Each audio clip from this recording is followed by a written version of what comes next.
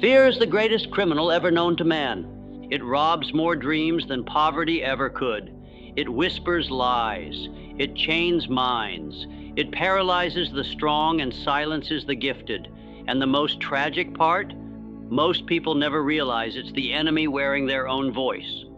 Fear does not knock down your door. It lives in your house. It's that quiet voice saying, "You can't. It's not the right time. You'll fail. They'll laugh at you." But here's the truth. Fear is not real.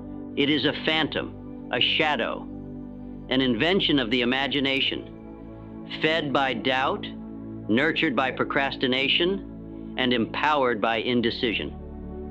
Let me ask you something. Have you ever seen a man climb to greatness with fear as his compass? Did Edison invent the light bulb because he was afraid of the dark? Or because he believed he could illuminate the world? Did Henry Ford revolutionize industry by obeying the fear of failure, or by charging forward with a vision no one else could see? Did Andrew Carnegie build an empire by shrinking into comfort, or by confronting challenge with strategy and boldness? Fear will tell you to stay small. Fear will demand you wait. Fear will hand you excuses wrapped in logic. But faith, the very opposite of fear, demands you move. You must see fear for what it truly is, a liar dressed in reason, a deceiver that works in silence. And if you allow it, it will govern your choices until your life becomes a monument of missed opportunities. The antidote? It begins with desire, a burning desire that outshouts fear, a desire so big, so vivid, it leaves no room for hesitation, because a man with purpose cannot be stopped, not even by fear. Let us now begin with that desire. Fear does not survive in the heart of a man who wants it bad enough. Desire is the spark that sets the soul ablaze. It is the starting point of every achievement, every invention, every fortune ever created. Without it, you are weak. With it, you are unstoppable. Desire gives birth to courage. There's a reason Napoleon Hill sat with Andrew Carnegie and asked him, "What is the secret to your success?" And Carnegie, with fire in his eyes, answered, "I wanted it more than anyone else. That's all." Not talent, not money, not luck, desire. Carnegie said he could take any man from the street, any man, and turn him into a success story if only that man had a strong enough desire. That desire must be definite, crystal clear. It cannot be vague. "I want success" means nothing, but I will earn $100,000 a year through my business by December 31st.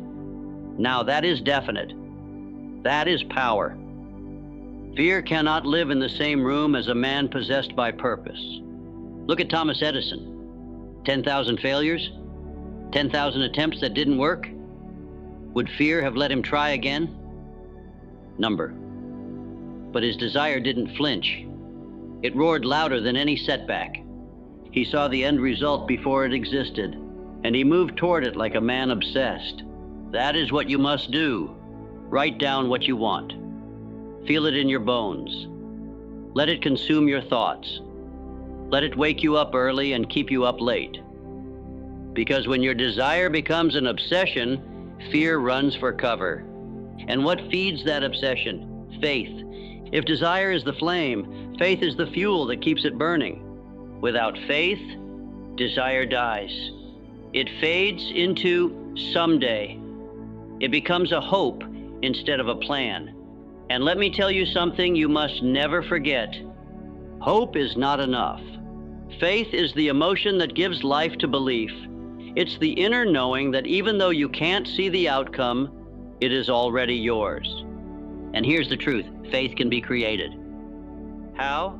By repetition, by speaking it until your subconscious begins to obey, by affirming your outcome with such intensity that your inner world molds your outer world. Do you think Henry Ford waited for public approval to start building his vision? No. When people mocked his idea of a gasoline-powered vehicle, he didn't blink. Why? Because his faith had already moved into his bones. He knew it was possible. The world was just late to agree. Faith is not blind, it is bold. It's built by saying, I will, not I hope to. It's fueled by surrounding yourself with people who fan your fire, not those who douse it in fear. And it grows each time you act in spite of uncertainty. Fear feeds on doubt. Faith feeds on clarity. Every time you visualize your goal, every time you speak your intention aloud, every time you take a step, faith grows stronger and fear grows weaker. And when your faith becomes unshakable, your words become commands to the universe. Now it's time to use those words, to weaponize them. It's time to master the power of autosuggestion. Your thoughts are builders. Every word you speak is a blueprint. And what you repeat over and over becomes the house you live in. Autosuggestion is the tool that shapes reality from the inside out. Understand this. Your mind is always listening. Every time you say, I'm not good enough, your subconscious says, understood. We'll act like we're not. Every time you say, I'm scared, your subconscious says, let's slow down. Let's stay small. But you can flip the script. You can dominate the subconscious mind. And when you do, you control the battlefield. Autosuggestion is the method. It's how you install belief where doubt used to live. It's how you replace fear with certainty, not through magic, through repetition. You don't wait for faith. You speak it into being. Write down your definite desire. Speak it aloud every morning and night. Not once, not twice, but until it becomes so engraved into your nervous system that your body begins to move like it's already done. Say it like this. I am fearless. I am decisive.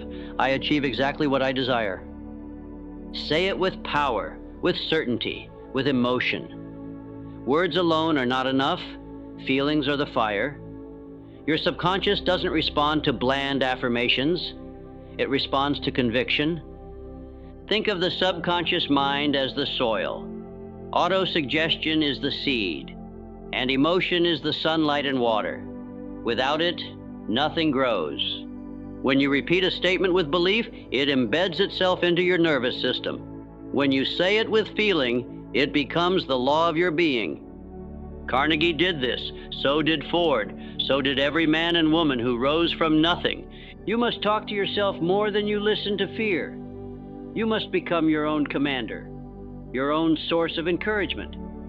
Every day you fail to speak to your mind, you allow the world to do it for you, and the world is not on your side. The world feeds you fear. You must feed your mind faith. And now that you're feeding your mind, the next question is, what are you feeding it with? That leads us to your next weapon, specialized knowledge. Fear thrives in the fog. When you don't know what to do, you hesitate. When you hesitate, doubt creeps in. And when doubt settles, fear walks in and locks the door behind you. But here's the secret most never learn. You don't need more intelligence. You need more clarity. General knowledge is not enough. The world is full of smart people who are stuck. You need specialized knowledge, information tailored to your purpose, information that builds confidence and fuels action. When you know your craft, when you understand your tools, when you've studied your path, the shadows of fear begin to shrink. Picture a surgeon entering the operating room. Does he tremble with fear? Number. He moves with confidence. Not because he's fearless, but because he's prepared. The same is true in business, in leadership, in life. Henry Ford was mocked for his lack of formal education, but he wasn't concerned. Why? Because he surrounded himself with experts. He hired men who had the specialized knowledge he lacked. He understood the principle. You don't need to know everything, only what counts. Fear dies when the facts are clear. Make a list of what you need to know to reach your goal. Break it down, study it, learn from those who have done it, ask questions, buy the books, watch the masters, take the course, do not delay. The more you know, the more you grow. The more you grow, the more you trust yourself. And the more you trust yourself, the quieter fear becomes. There's no courage in confusion. Clarity is your sword. And now that you hold it, it's time to use it with imagination. Everything you want already exists in your mind: the house, the wealth, the freedom, the bold voice, the fearless life. All of it has a blueprint, and that blueprint is born in imagination. Let this truth shake you. Everything that exists began as a thought. The plane, the bridge, the skyscraper, the electric light. Thomas Edison didn't stumble into the light bulb. He saw it before the world could. In his imagination, he saw light dancing from a glass globe. He saw what didn't exist yet, and then he created it.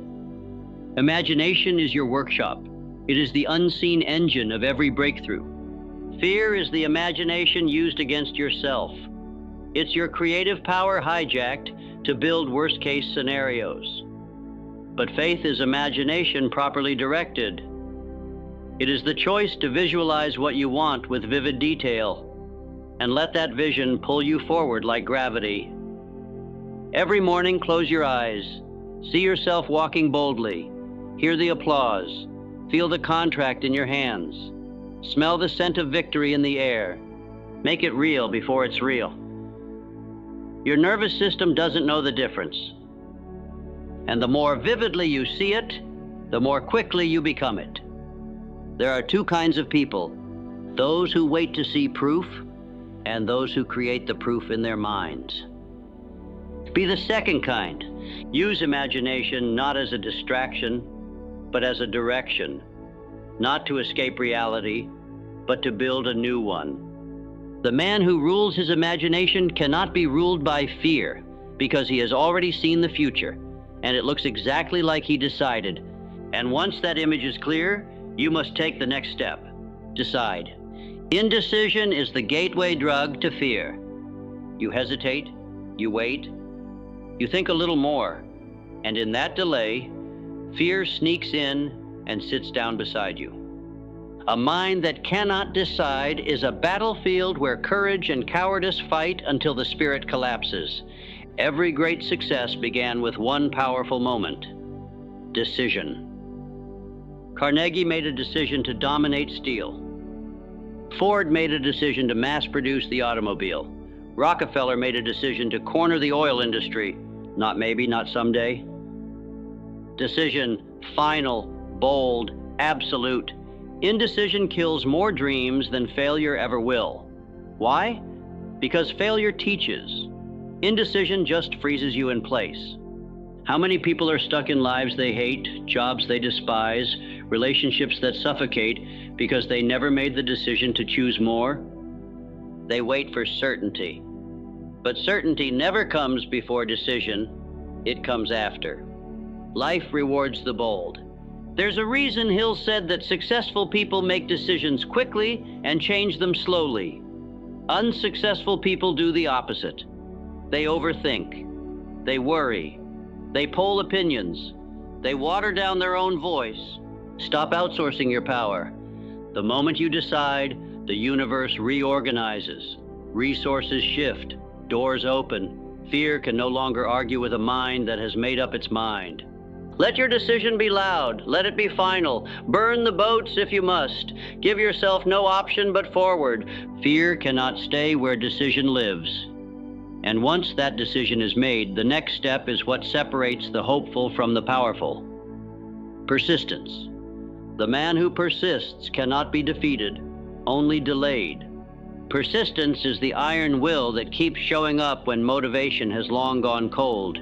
It's not pretty. It's not always inspiring, but it is the one thing that fear cannot survive. Fear is loud, but it has no stamina. It screams in the beginning, but if you don't run, it starts to fade. Because fear depends on you quitting. That's its fuel. But you don't quit. Not after 3 tries, not after 30 failures, not even after the world calls you crazy. Persistence is divine defiance. It is how you tell the universe, I will not be denied. Take the story of Colonel Sanders, 65 years old. a failed business, living off a tiny Social Security check. But he had a recipe, and he had belief. He was rejected over 1,000 times before someone said yes to his fried chicken idea. 1,000 no's? Can you persist through 1,000 no's to get to one world-changing yes? Persistence is not about energy. It's about identity. It's who you become through repetition. Every time you show up in spite of fear, you are chipping away at the old you, the hesitant you, and carving out the one who cannot be stopped. You cannot be mentally weak and spiritually persistent at the same time.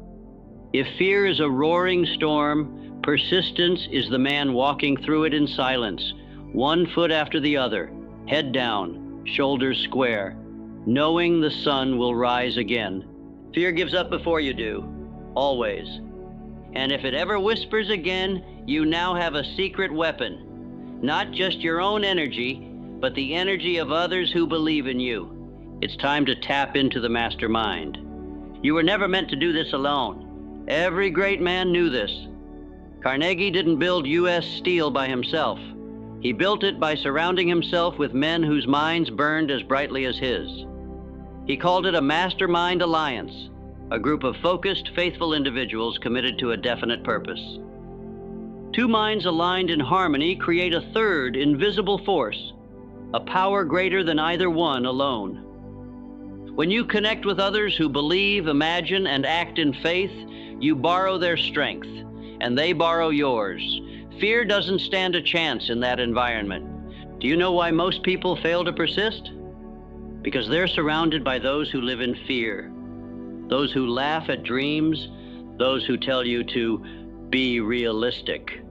That's poison. Your environment must breathe life into your vision. You need a mastermind, a council of warriors, not worriers.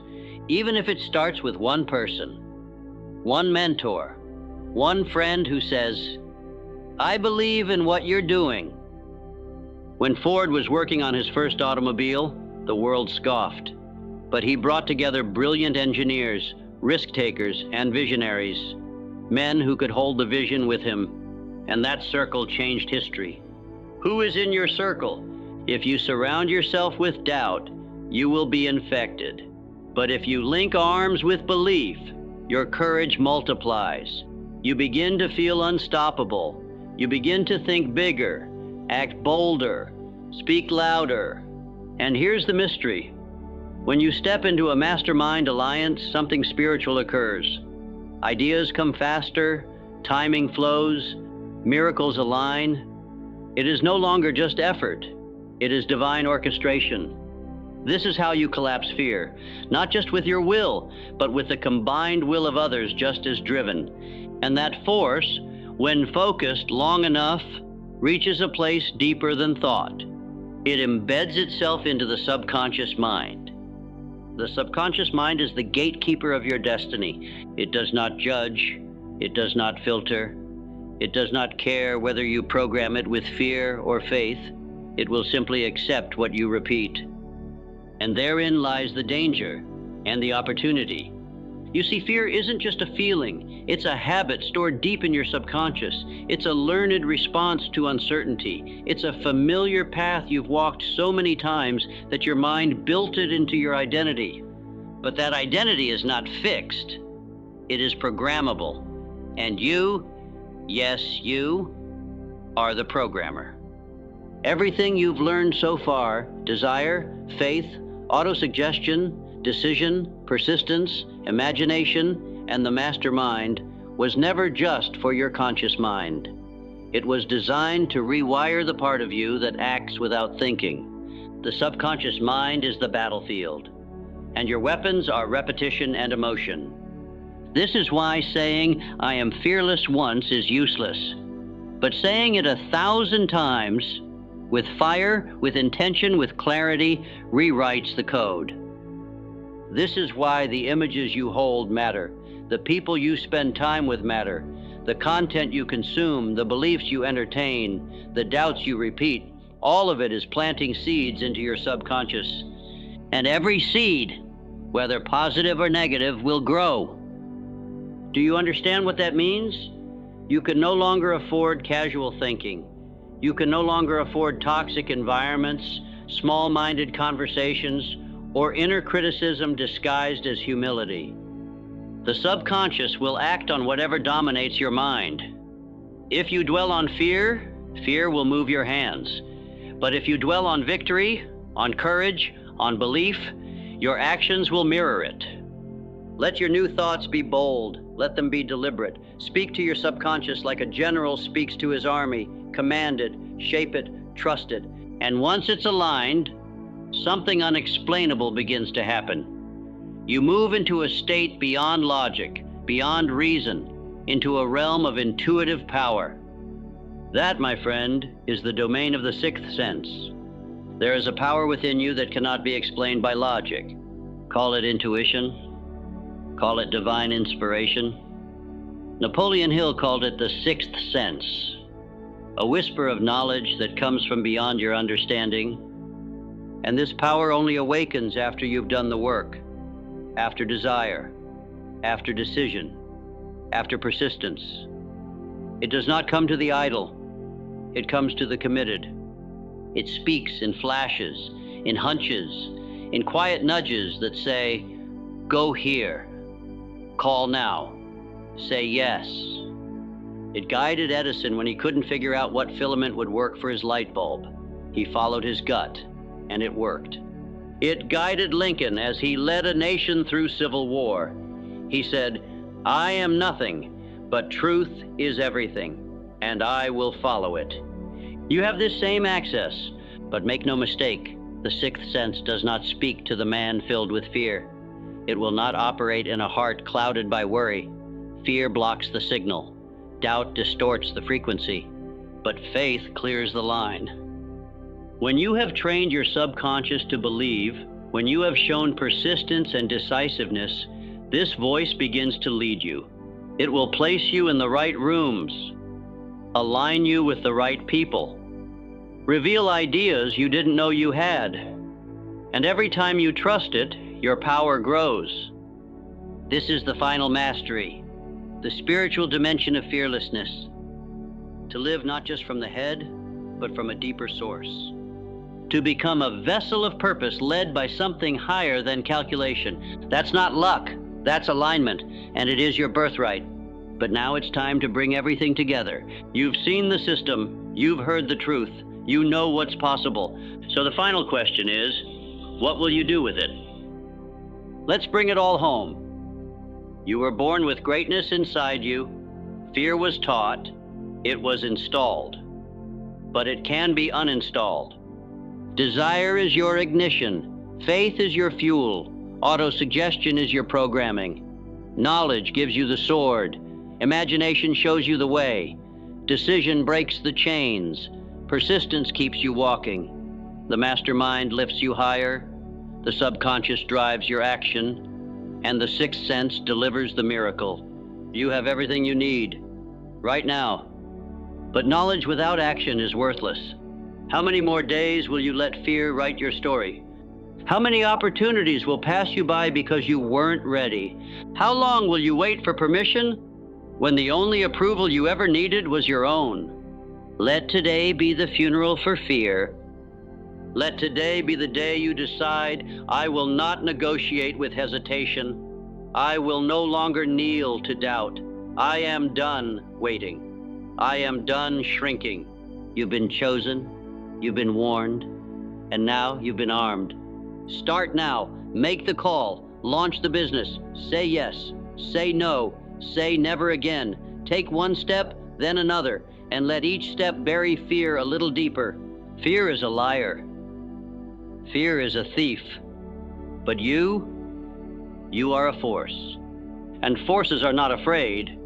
Now go out into the world with this fire in your chest, with steel in your voice and destiny in your eyes. You were not made to survive fear. You were made to destroy it. And once you do, nothing can stop you. Subscribe and begin. You were made to destroy it. And once you do, nothing can stop you. Subscribe and begin.